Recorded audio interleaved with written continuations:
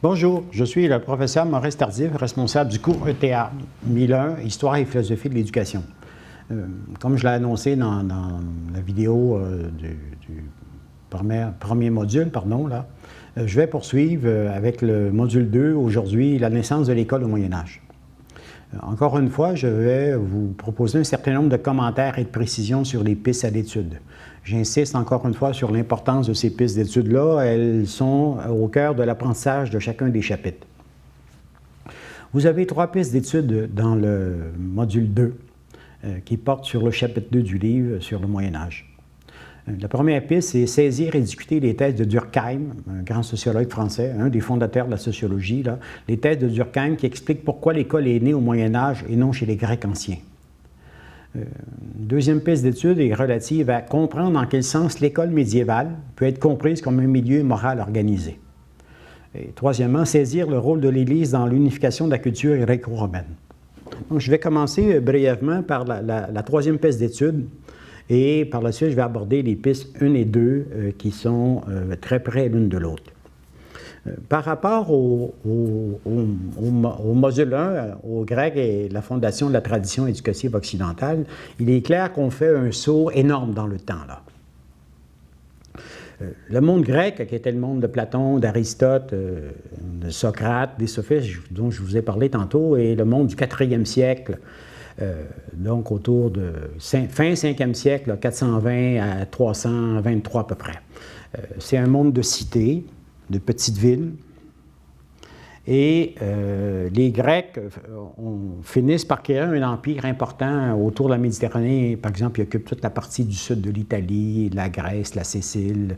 Ils ont des colonies dans ce qu'on appelle aujourd'hui l'Asie mineure, la Turquie. Une partie de l'Afrique est grecque. Et donc, ces villes-là sont continuellement en lutte les unes contre les autres. Et une région du nord de la Grèce, qu'on appelle la Macédoine, voit émerger un guerrier, un des plus importants de l'histoire humaine, Alexandre, qu'on va appeler Alexandre le Grand. Et la Macédoine va asservir d'abord les Grecs, c'est-à-dire que toutes les cités grecques vont tomber sous le règne d'Alexandre. Et Alexandre va entreprendre la conquête du monde, qui pour lui, la conquête du monde connu, c'est fondamentalement le tour de la Méditerranée et ce qu'on appelle l'Empire perse. Et Alexandre, effectivement, va créer un empire vaste qui va se rendre jusqu'aux Indes. Il va détruire l'Empire perse qui avait combattu les Grecs pendant plusieurs dizaines d'années, voire plus longuement. Et à sa mort, cet empire-là va s'effriter. Alexandre va conquérir une partie de l'Afrique du Nord, ce qu'on appelle la Tunisie, le Maghreb aujourd'hui, et va créer des villes célèbres, par exemple comme Alexandrie, une ville créée par Alexandre. Et à sa mort, l'empire grec va s'effondrer, l'empire alexandrin va s'effondrer. Et progressivement, on voit apparaître en Italie une nouvelle culture qui est le monde romain. Les sociétés romaines émergent à partir du moins 7e siècle avant Jésus-Christ, mais ce n'est que progressivement vers le 4e, 3e siècle qu'elles commencent à acquérir une certaine puissance. Rome, c'est un peu comme Athènes, c'est-à-dire c'est pas un pays, c'est pas l'Italie, c'est une ville qui commence à rayonner. Et progressivement, au 2e siècle, autour, je crois, de 143, vous avez la date dans le livre, là, le monde grec va tomber sous la coupe du monde romain. Rome était d'abord une république et à partir de autour du 1er siècle, va devenir un empire. Donc cet empire-là va s'étendre de plus en plus. Il va occuper une grande partie de l'Asie mineure, il va recouvrir à peu près tout le territoire qu'avait pris Alexandre, mais il va monter très haut en Europe aussi. Les Romains, on a même des vestiges romains, des chemins romains, des ponts romains jusqu'en Irlande. Donc, Rome est un empire en expansion du 4e siècle jusqu'au 3e, 4e siècle après Jésus-Christ. Cet empire-là recueille la pensée grecque. Donc, les Romains, qui étaient un peuple de cultivateurs, de marchands et de guerriers, d'excellents guerriers, vont en dominant les Grecs, vont en même temps vivre quelque chose de fascinant.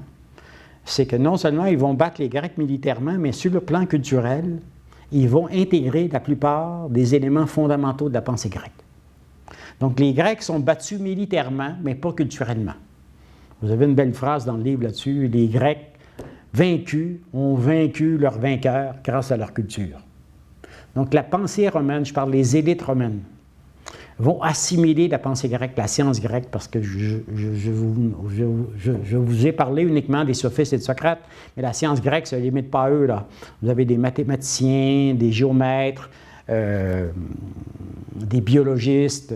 Donc, la science grecque, c'est la science de l'époque la plus fondamentale en Occident. Et cette science-là et cette philosophie-là va rentrer dans le monde romain et elle va devenir dominante. Tant et si bien qu'à partir du 2e siècle après Jésus-Christ, les empereurs, certains des plus grands empereurs comme Marc Aurèle ou Hadrien, vont s'inspirer des philosophes grecs pour gouverner. Donc, il y a une fusion de la pensée grecque et de la pensée romaine. C'est ce qu'on appelle la culture gréco-romaine.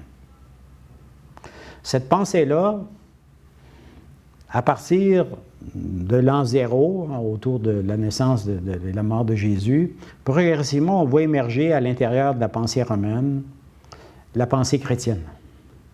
Cette pensée-là demeure minoritaire jusqu'au 4e siècle. Au 4e siècle, l'empereur Constantin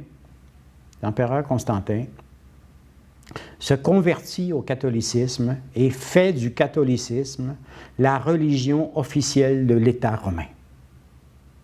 Donc Rome, à partir de l'an 300 à peu près, va devenir une civilisation dont les élites, pas le peuple encore, le peuple est encore un peuple qui adore les dieux romains traditionnels, mais les élites romaines vont se convertir progressivement au christianisme.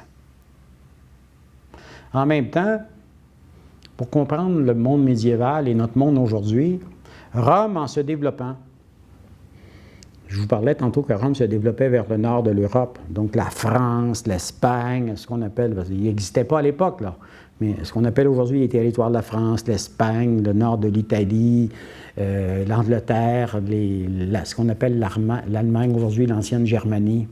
Les Romains ont poussé leur empire jusqu'à ces seuils-là. Mais dans ces régions-là, il y a des peuples aussi, des peuples extrêmement nombreux qui se déplacent vers Rome sans arrêt. Donc, ce qu'on appelle les barbares sont les peuples qui vivent en Europe à l'extérieur de la domination romaine et qui, au fil des siècles, se déplacent vers Rome. Soit parce qu'ils savent qu'ils vont trouver de la richesse à Rome, soit qu'ils sont attirés par la culture romaine, soit simplement parce que ce sont les Romains qui les envahissent et qui les transforment en sujets romains. Par exemple, l'ancienne Gaule était dominée par les Romains et les Gaulois avaient adopté une grande part des coutumes romaines. Donc, ce qu'on s'aperçoit, c'est qu'au fur et à mesure que l'Empire romain s'étend dans les 4 siècles après la mort de Jésus, qu'il est confronté à des vastes mouvements de population barbare qui progressivement transforment la culture romaine. Donc, le monde médiéval, qui apparaît autour du 5e siècle, c'est précisément cette fusion-là du monde romain et du monde barbare. Rome elle-même, la ville, qu'on appelait la ville éternelle, est saccagée à plusieurs reprises par des barbares. Jusqu'il y a des dates, vous les avez dans le chapitre 2, là, il y a des dates où des barbares, certains sont déjà convertis à la pensée romaine, vont saccager la ville de Rome. Donc la culture romaine, qui avait connu un apogée de 8 siècles, rentre en phase de dissolution. Elle disparaît de plus en plus dans l'univers des cultures barbares. Cependant, dans cette disparition-là, il y a une force qui reste en place, c'est l'Église. L'Église ne disparaît pas avec Rome. Au contraire, l'Église va s'adapter. Elle va unifier d'abord les cultures juives, romaines et grecques. Donc l'Église, au 4e, 5e siècle, elle se veut l'héritière des cultures juives, la culture juive qui a au moins 800 ans avant Jésus-Christ qui existe, la culture romaine au moins 7 siècles avant Jésus et la culture grecque aussi 7 siècles avant Jésus, elle va unifier ces cultures-là à l'intérieur du christianisme. Pourquoi la religion chrétienne, le christianisme réussit-il à perdurer malgré l'effondrement de l'Empire et malgré les invasions barbares? D'abord, le christianisme est une doctrine. Il y a une théorie. Lorsqu'on lit la Bible, il y a une théorie qui apporte des réponses morales aux hommes. Donc, le christianisme n'est pas comme les philosophies grecques. Les philosophies grecques n'apportent pas de réponse morale, elles apportent des réponses intellectuelles. Alors que le christianisme apporte des réponses morales. Elle dit ce qui est bien, ce qui est mal, ce qui est permis, ce qui est interdit, ce qui est beau, ce qui est laid, ce qui est bon, ce qui est méchant, ce qu'il faut faire dans la vie et ne pas faire. Bref, le christianisme n'est pas une simple religion, c'est une religion qui fournit à ses croyants des réponses qui donnent du sens à leur vie, qui les aident à vivre, qui leur dit pourquoi la douleur existe, pourquoi la mort existe, pourquoi la souffrance existe. Et elle leur donne des réponses et des réponses positives avec le Dieu et le ciel et le paradis. Donc, la religion catholique est une religion très puissante. C'est une religion qui donne des réponses existentielles, éthiques et morales aux gens. C'est une religion œcuménique aussi, c'est-à-dire qu'elle incorpore tout le monde. Elle incorpore les pauvres, parce que le christianisme, c'est d'abord adressé aux pauvres. Alors que les anciennes philosophies grecques et romaines ne s'adressaient pas aux pauvres, elles s'adressaient aux élites instruites. Les pauvres étaient considérés en dehors de la philosophie. Ils étaient des analphabètes, ils vivaient encore dans un monde d'oralité, dans des sociétés traditionnelles. Alors que le christianisme veut incorporer les pauvres. C'est une religion qui dit les pauvres, le royaume des cieux est à eux. En plus, c'est une religion qui s'adresse aux gens instruits. Oui, parce que c'est une religion du livre et de l'Écriture. Ce n'est pas juste une religion qui prêche des préceptes. L'Église est basée sur des livres, elle est basée sur l'Ancien Testament, elle est basée sur le Nouveau Testament, sur les actes des apôtres. Donc, les premiers apôtres ont quitté le Christ après sa mort et ont été dans les différentes sociétés. Ils ont été en Grèce et ceux qui ont suivi les apôtres ont été en Afrique. Ils ont professé, ils ont enseigné devant des philosophes grecs. Ils ont parlé à des philosophes romains. Ils ont parlé à des intellectuels romains. Ils ont défendu le christianisme. Donc, non seulement le christianisme incorpore les pauvres, mais il parle aussi aux riches, aux instruits, aux gens savants. Et enfin, le christianisme est une force. C'est une religion, je ne dirais pas agressive, c'est une religion expansive. Elle veut convertir, elle veut attirer les autres. Et donc, plutôt, par exemple, de fuir les barbares, les moines chrétiens se tournent vers les barbares et s'efforcent de les convertir. Exactement comme les frères, lors de la conquête du Canada, de la Nouvelle-France, les frères qui venaient de France allaient essayer de convertir les Amérindiens, et plusieurs au risque de leur vie. Mais les chrétiens, à l'époque des invasions barbares, s'en vont dans les pays barbares, s'en vont chez les Germains, chez les Francs, chez les Ostrogoths, chez les Vandales, chez les Wisigoths, chez les Alémans, pour convertir les barbares. Et dans ce sens-là, alors que la civilisation romaine commence à se dissoudre, à se déliter, à basculer, alors que le monde romain se dissout dans le monde barbare et que les barbares montent en puissance, l'Église perdure, elle se développe. Elle se développe d'abord lentement et de plus en plus rapidement. Donc, autour du 4e, 5e siècle, Rome, la Rome classique, la Rome qui existait pendant 7 siècles, s'étiole. Elle ne disparaît pas, mais elle s'étiole. Le pouvoir se déplace dans les mondes barbares. L'Église est encore à Rome. Cependant, partout en Europe, l'Église commence à se répandre, à se développer. Par exemple, l'Église crée des écoles, des lieux de diffusion de la doctrine chrétienne et des lieux de conversion. Elle crée des écoles épiscopales auprès des cathédrales. On commence à bâtir des cathédrales, des grandes églises. Elle crée des écoles dans les monastères, des écoles monacales. Chaque monastère en Europe commence à avoir une bibliothèque. Les moines et les monastères sont les porteurs de la culture écrite. Donc, en partir du 4e siècle jusqu'au 8e siècle, là, il y a comme une perte de la culture antique. Les anciens manuscrits sont détruits par les barbares ou sont perdus. Les anciennes écoles grecques et romaines disparaissent. Les seuls qui maintiennent un lien avec la culture écrite, la grande culture antique, c'est l'Église à travers ses monastères. Et même là, une grande partie de la culture antique est perdue au Moyen Âge. Au 8e siècle, 9e siècle, Charlemagne va amplifier ce mouvement de création des écoles. Il va créer les premières écoles de palais. Donc, une école qui suit son palais, parce que Charlemagne se déplace, c'est l'empereur des Français, des Francs, pas des Français. Les Français n'existaient pas encore. Les Francs, c'est un peuple germain, c'est un peuple barbare. Donc, nous, les Allemands, les Français et les Allemands qui ont connu 2 guerres mondiales, nous sommes des cousins parce que nous descendons tous des peuples germains. Les Francs sont des peuples germains. Donc, Charlemagne, c'était à la fois un Français et un Allemand au sens contemporain du terme. Donc, il va créer des écoles, il va créer des écoles rurales pour la formation des curés et des clercs. En plus, avec Charlemagne, au 9e siècle, je parle de 800, à peu près l'an 800, l'Église, qui est toujours à Rome, hein, l'Église est toujours à siège, elle est tout le temps à Rome, à Saint-Pierre, l'Église va se fusionner avec l'Empire de Charlemagne. Par exemple, le pape va sacrer Charlemagne empereur, et écoutez bien la date, c'est le 25 décembre de l'an 800.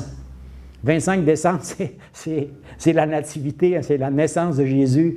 Il sacre l'empereur Charlemagne le jour de la naissance du Christ. Je dois préciser cependant que les écoles créées par Charlemagne sont des écoles qui s'adressent à une infime minorité. Hein.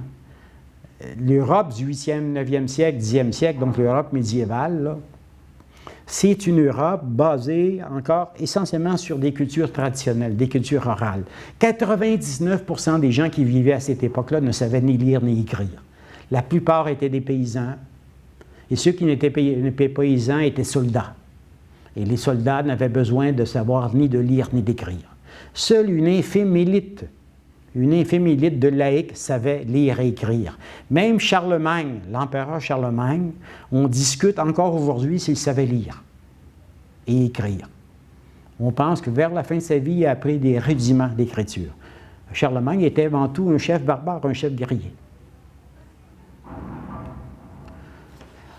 Donc, les premières écoles naissent au Moyen Âge et ces écoles-là sont de faible ampleur, mais ils commencent à en avoir. Donc, elles sont liées à l'expansion de la culture chrétienne.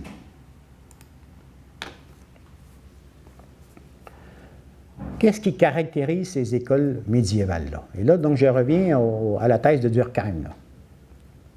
Si on compare les écoles médiévales avec ce qui se passait dans l'Antiquité, on s'aperçoit que l'école médiévale est une nouvelle institution, un nouveau genre d'institution. Donc, dans le module 1, on a vu une thèse fondamentale, l'éducation a toujours existé. Depuis qu'il y a des êtres humains sur Terre, il y a de l'éducation. L'être humain est un animal qui doit naître 2 fois. Il naît d'abord comme un animal, puis après ça, il doit naître comme un être de culture, et c'est l'éducation qui le fait naître. On a vu en Occident que les premiers professeurs étaient les sophistes. Une deuxième idée, qu'on retrouve dans le module 2 maintenant, c'est que si les sophistes ont été les premiers professeurs, les premières formes d'école occidentales sont apparues grosso modo au Moyen Âge. Pourquoi? Lorsqu'on compare l'école médiévale avec l'enseignement dans l'Antiquité, on s'aperçoit que l'école médiévale, l'école du Moyen Âge, est un milieu moral organisé. Dans l'Antiquité, il n'y avait pas d'école au sens moderne du terme, c'est-à-dire un lieu dans lequel tous les enseignants travaillaient ensemble pour poursuivre un programme commun, pour poursuivre des buts communs. Au contraire, dans l'Antiquité, les enseignants étaient plutôt des précepteurs, c'est-à-dire que c'est eux qui se déplaçaient pour voir leurs élèves. Ces élèves-là étaient forcément des enfants de familles riches ou de familles bourgeoises et étaient forcément des garçons. Donc, il y avait un professeur de grammaire qui venait, il y avait un professeur de flûte, il y avait un professeur de rhétorique, il y avait un professeur de droit. Donc, les enseignants ne travaillaient pas dans un lieu commun et n'agissaient pas de manière commune. Chacun poursuivait ses buts et s'adressait exclusivement à l'esprit des jeunes. Ils voulaient toucher leur esprit. Il voulait orner leur esprit. Il voulait doter les enfants, les jeunes de connaissances, d'habiletés. Chacun poursuivait ses buts. Les contenus d'enseignement étaient hétérogènes. Au Moyen Âge, on voit apparaître dans les écoles chrétiennes, au contraire, c'est une unité de but. Le christianisme veut agir en profondeur sur l'âme des enfants et des jeunes. Donc, le christianisme, sa force, c'est qu'il ne s'adresse pas juste à l'intelligence, il s'adresse aux émotions, à l'âme et au cœur des individus. Il veut les convertir. Il veut les tourner vers Dieu. Il veut toucher l'âme des enfants et des adolescents et des autres personnes au plus profond, à l'intérieur. Donc, ce n'est pas une religion de l'intellect, le christianisme, même si dans le christianisme, il y a des théories et il y a un discours intellectuel. Dans l'éducation, l'Église cherche à convertir, à former des bons chrétiens. En plus, les maîtres travaillent tous dans le même lieu et poursuivent le même but. Chaque maître enseigne dans son domaine tout en participant à la finalité commune. D'autre part, à la différence des anciens enseignants, des précepteurs grecs et romains, les enseignants ont des contacts fréquents avec les enfants et les élèves. Par exemple, les enfants et les adolescents vivent dans l'école, souvent dans l'abbaye, dans le monastère. Et par conséquent, la formation qu'ils reçoivent est constante, et systématique et perpétuelle. Un peu comme dans les anciens collèges classiques au Québec. Avant les années 60, dans beaucoup de collèges classiques, on avait un internat. C'est-à-dire que les jeunes qui allaient dans les collèges classiques, là, entre 12 et 16, 17 ans, là, vivaient dans le collège. Pouvez-vous imaginer la puissance d'une organisation qui non seulement instruit les jeunes dans la journée, mais les éduque 24 heures sur 24. Donc, c'était ça l'école médiévale.